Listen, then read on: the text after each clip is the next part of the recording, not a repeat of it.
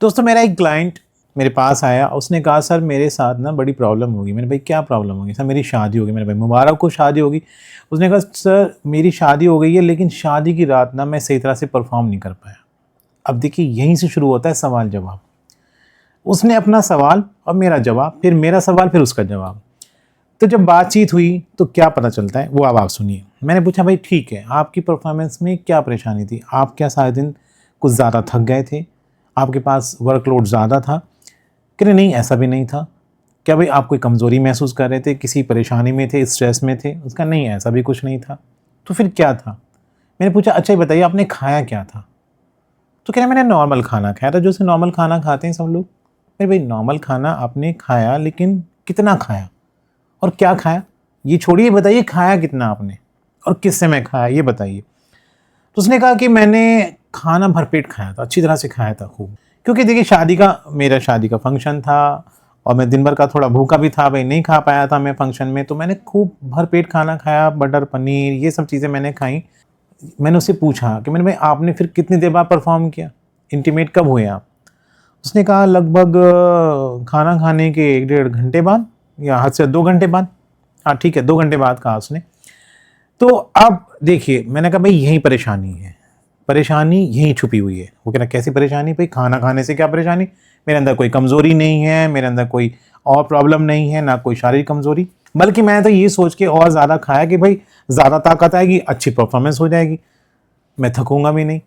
नहीं नहीं, मैंने कहा भाई यहीं पे गड़बड़ कर दी, यही थी आपकी कमी जहाँ पे आप चूक गए। देखिए आप इसको साइंटिफिक तरीके से समझें।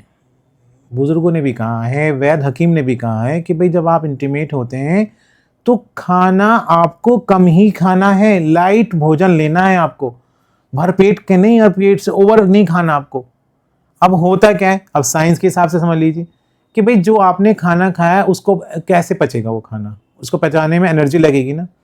और ब्लड का जो सर्कुलेशन होगा वो कहाँ होता रहेगा? सारा सारा वो सारा सारा जो है वो इंटेस्टाइन में होता रहेगा, पेट में होता रहेगा, क्योंकि खाने को पचाना है। जब आपने खाया ना इतना सारा खाया है तो खाने को पचने में टाइम लगता है ना, तो सारी एनर्जी कहाँ लगेगी आपकी? आपके इंटेस्टाइन और आपके पेट में। ब्लड का सर्कुलेशन कहाँ हो रहा है? उस खाने को पचाने में, क्योंकि एनर्जी लग रही है तो ब्लड का सर्कुलेशन भी वहीं हो रहा है सारा सारा। अब ब्लड का सर्कुलेशन कहाँ होना चाहिए था? ब्लड का सर्कुलेशन होना चाहिए था आपके प्राइवेट पार्ट में, क्योंकि आपके अंग में इरेक्शन तभी आता है जब अच्छे से ब्लड का सर्कुलेशन होता है। बिना बिना ब्लड के सर्कुलेशन के अंग में तनाव नहीं आता गाइस। और देखिए देखिए ब्लड का सर्कुलेशन इतना ही नहीं कि खाली अंग में इरेक्शन लाने के लिए काम करता है। देखिए ये तो हो ही गया खाली इरेक्शन के लिए, लेकिन दूसरा पॉइंट ये भी है कि कितनी देर तक आप परफॉर्म कर रहे हैं। तीसरा पॉइंट क्या है? तीसरा पॉइंट ये है कि दोबारा से इरेक्शन आने में कितना समय लगता है। वो एक पीरियड जो है ना वो बढ़ जाएगा आपका, क्योंकि ब्लड का सर्कुलेशन उस फ्लो में नहीं हो रहा है, ब्लड का सर्कुलेशन लेट हो रहा है, तो दोबारा से इरेक्शन आने में भी समय लग जाएगा, यानी कि दोबारा इरेक्शन आने का जो टाइम था वो बढ़ जाएगा। तो दोस्तों क्या हुआ? ये हुआ कि मैंने उसको कुछ नुस्खे दिए, कुछ तरीका बताया, उसको कुछ डाइट प्लान भी दिया। अब डाइट प्लान में मैंने क्या बताया उसको? देखिए डाइट प्लान में पहले तो यही बात आ गई सबसे पहले कि इंटीमेट होने से पहले आपको एकदम से ये नहीं कि अभी खाना खाया फिर इंटीमेट हो गया, एक तो ये टाइम में गैप होना चाहिए। दूसरा, आपको खाना हल्का खाना है। हल्का खाने से मतलब ये है कि भाई आप उबले हुए चावल दाल खा लें या फिर पोहा खा लें।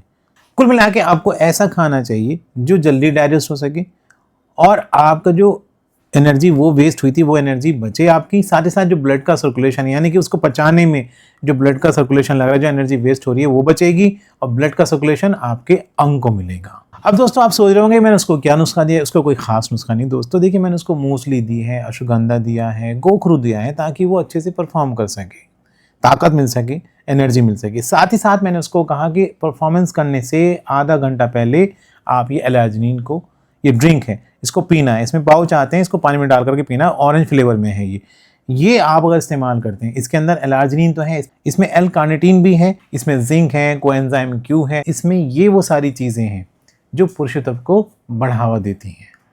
तो जब आप परफॉर्म करें तो आधा घंटे पहले अगर इसके आप पाउच को पीते हैं तो आपका इसको फ़ायदा मिलता है। परफॉर्मेंस में इम्प्रूवमेंट आता है, इरेक्शन में फ़ायदा मिलता है, परफॉर्मेंस एंजाइटी होती है वो दूर होती है, साथ ही साथ काम इच्छा की कमी होती है वो भी दूर होती है, और टाइमिंग में भी इजाफा होता है। तो दोस्तों इस केस स्टडी से आप समझ गए होंगे कि आपको इंटीमेट होने से पहले कितनी देर पहले क्या खाना है और कितना खाना है, ये आप समझ गए होंगे। साथ ही मैंने जो सप्लीमेंट के तौर पे एक चीज़ बताई है जो आपको फ़ायदा पहुंचाएगी, वो है ये एलार्जिनिन। दोस्तों इसको आप एक नेचुरल वियाग्रा कह सकते हैं, जो इसका कोई साइड इफ़ेक्ट नहीं है और जो प्राकृतिक रूप से आपको फ़ायदा पहुंचाती है।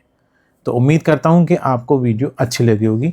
ऐसी और वीडियो को देखने के लिए हमारे साथ जुड़े रहिए।